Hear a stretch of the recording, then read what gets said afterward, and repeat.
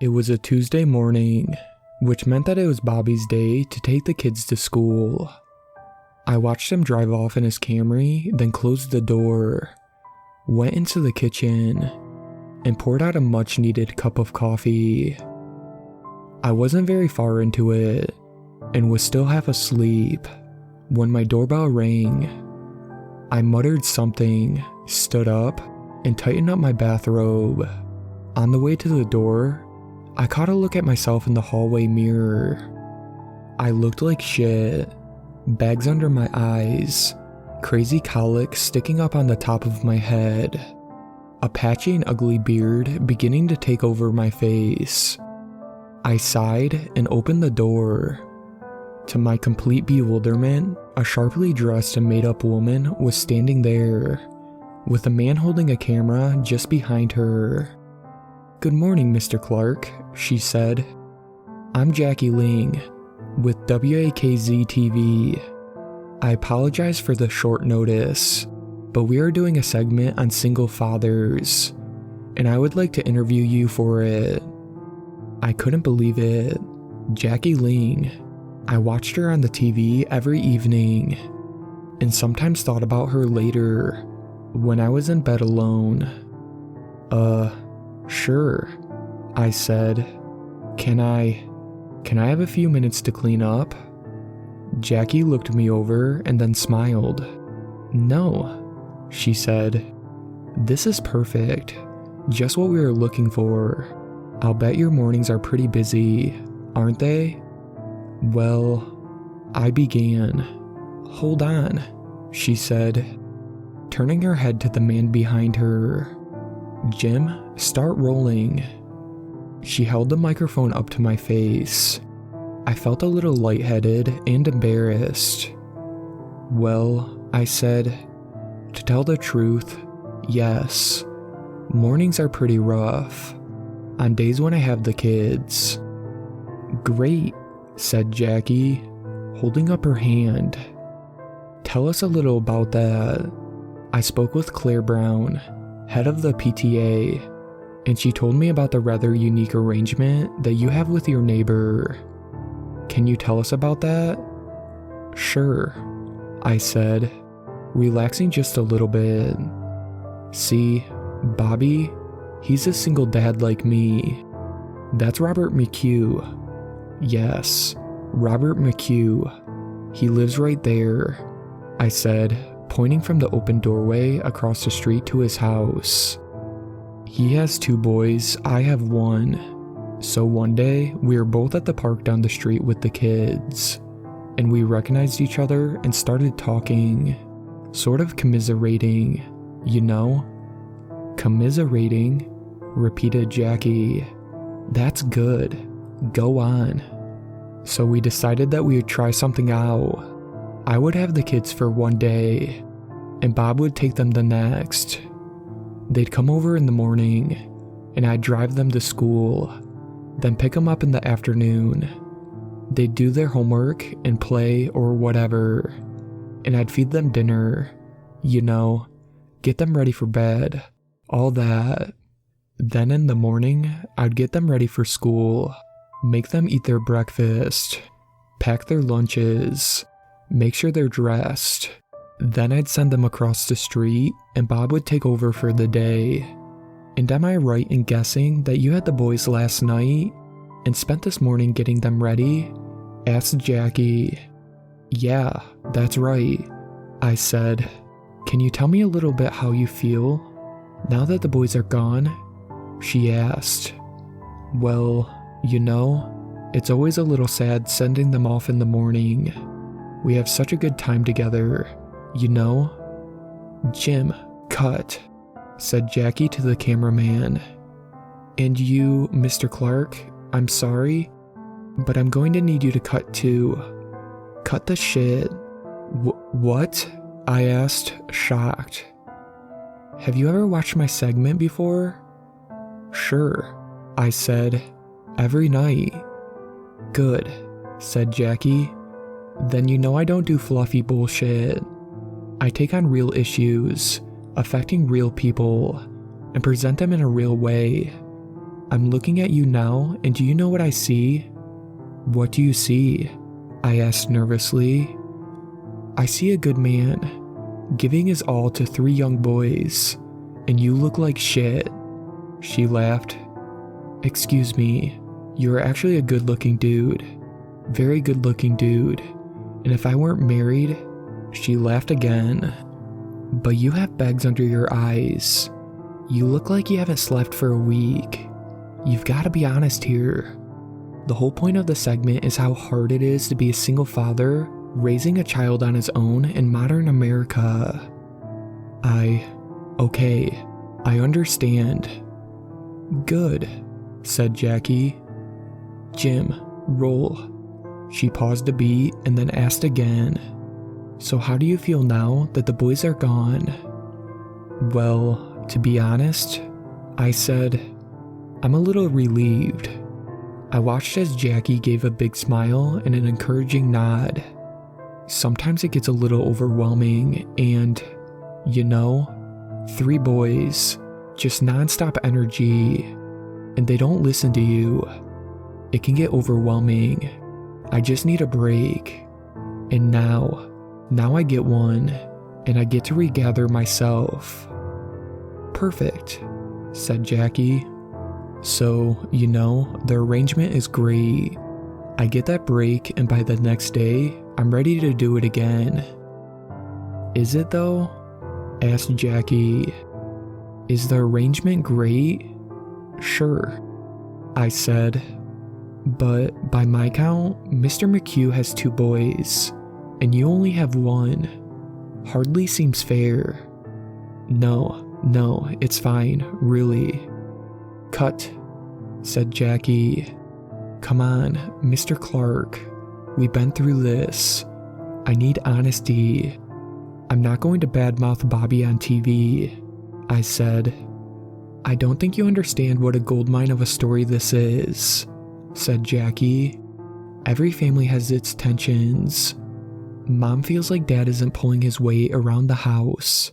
Maybe. And Dad is maybe a little resentful that he has to pay the lion's share of the bills. We want to show that you, as a single father, also face these pressures in your relationship with your neighbor. Don't worry. We will fill in the narrative around the interview and portray the relationship as the wonderful thing that it is. But we need that tension, Mr. Clark. It's not a story without that tension. I hesitated, frowning. All right, I said uncertainly. If you're sure. I don't want to hurt Bobby's feelings.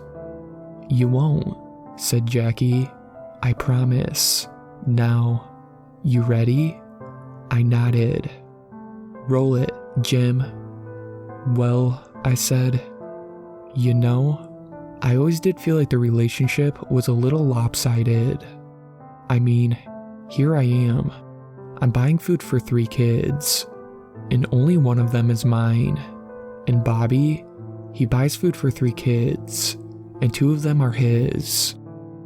Gold, said Jackie. But I just want to stress that Bobby is... Okay, Mr. Clark, that's everything we need. Tune in tomorrow about 6:15 p.m. to watch the segment. I can't thank you enough for your time. Sure, I said, feeling lightheaded again. And I meant it, said Jackie, as Jim turned and walked back to his news van with his camera. If I weren't married. She winked, and I watched her walk away. I kept that image of her behind swaying down my driveway in my mind, and a few minutes later, in the shower, I used it to help release the intense and mounting pressure that I was feeling that morning. The next day, I went to pick the kids up at school, but Bobby's kids weren't there. Only Tommy, my son, was. Where are the boys? I asked him as he got into my car. Bobby picked him up at lunch, said Tommy. He looked scared. That's weird, I said, more to myself than to Tommy. He didn't mention anything to me. I think something's wrong, Dad, "No, buddy," I said, pulling out of the parking lot. "I'm sure they're fine. Probably just wanted to treat the kids."